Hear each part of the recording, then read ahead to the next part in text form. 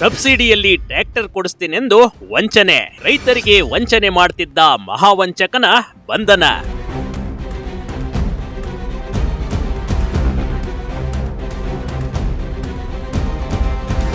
ಕೇಂದ್ರ ಸರ್ಕಾರದಿಂದ ಸಬ್ಸಿಡಿ ಯೋಜನೆಯಡಿ ಟ್ರ್ಯಾಕ್ಟರ್, ಟ್ರೇಲರ್, ರೋಟೇಟರ್, ನೇಗಿಲು ಸೇರಿದಂತೆ ವಿವಿಧ ಕೃಷಿ ಉಪಕರಣಗಳನ್ನು ಕೊಡಿಸುವುದಾಗಿ ವಂಚಿಸುತ್ತಿದ್ದವನನ್ನ ಪೊಲೀಸರು ಬಂಧಿಸಿರುವ ಘಟನೆ ಜಮಖಂಡಿಯಲ್ಲಿ ನಡೆದು ಹೋಗಿದೆ.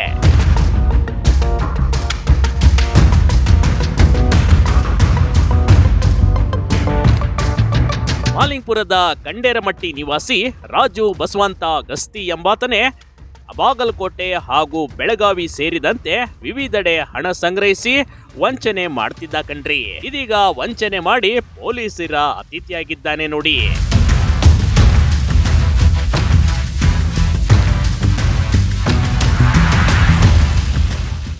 6 ಲಕ್ಷ ಪಡೆದು ಉಪಕರಣ ನೀಡದೆ ಮಹಾವಂಚನೆ, ನೌಕರಿ ಕೊಡಿಸುವ ಭರವಸೆ ನೀಡಿ ಹಣ ವಸೂಲಿ. ಮೂಡಲಗಿ ತಾಲೂಕಿನ ಹೊಸಟ್ಟಿ ಗ್ರಾಮದ ಮಂಜುನಾಥ್ ಕುಂಬಾರ್ ಅವರಿಂದ ಹಂತವಾಗಿ 5.91 ಲಕ್ಷ ಪಡೆದು ಕೃಷಿ ಉಪಕರಣ ನೀಡದೆ ವಂಚಿಸಿದ್ದ.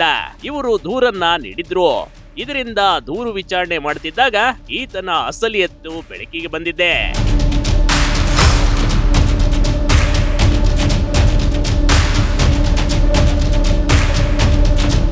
ಕೇಂದ್ರ ಸರ್ಕಾರದ ಸಬ್ಸಿಡಿ ಯೋಜನೆಗಳ ಅನುಷ್ಠಾನಕ್ಕೆ ಕರ್ನಾಟಕಕ್ಕೆ ಆಯ್ಕೆಯಾಗಿದ್ದೇನೆಂದು 6 ಲಕ್ಷದಲ್ಲಿ ಟ್ರ್ಯಾಕ್ಟರ್ ಕೊಡಿಸುವುದಾಗಿ ಹೇಳಿ ಹಣ ವಸೂಲಿ ಮಾಡಿದ್ದ.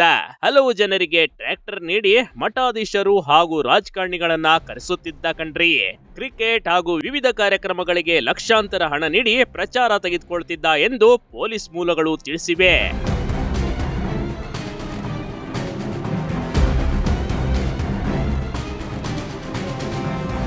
ಇನ್ನು ಈತ ಮುಧೋಳದಲ್ಲೂ ಸಬ್ಸಿಡಿಯಲ್ಲಿ ಲೋನ್ ಕೊಡಿಸುವುದಾಗಿ ವಂಚನೆ ಮಾಡಿರುವ ಬಗ್ಗೆ ಪ್ರಕರಣ ದಾಖಲಾಗಿತ್ತು. ಬಾಗಲಕೋಟೆ ನೌಕರಿ ಕೊಡಿಸುವುದಾಗಿ ವಂಚನೆ ಮಾಡಿದ್ದ. 2 ಪ್ರಕರಣಗಳು ಹಾಗೂ ಮಹಲಿಂಗ್ಪುರದಲ್ಲೂ ಕೂಡ ನೌಕರಿ ಕೊಡಿಸುವುದಾಗಿ ಹಣ ವಸೂಲಿ ಮಾಡಿದ್ದ ಪ್ರಕರಣ ದಾಖಲಾಗಿವೆ.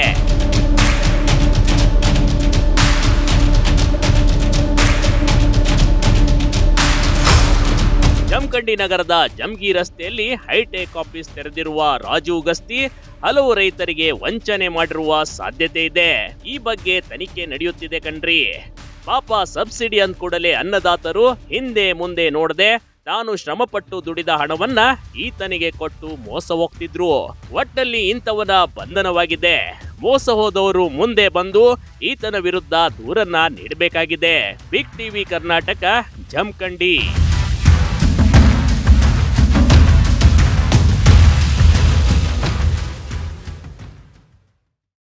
ಟಿವಿ ಕರ್ನಾಟಕ ಯೂಟ್ಯೂಬ್ ಚಾನೆಲ್ಗೆ ಈಗಲೇ ಸಬ್ಸ್ಕ್ರೈಬ್ ಮಾಡಿ.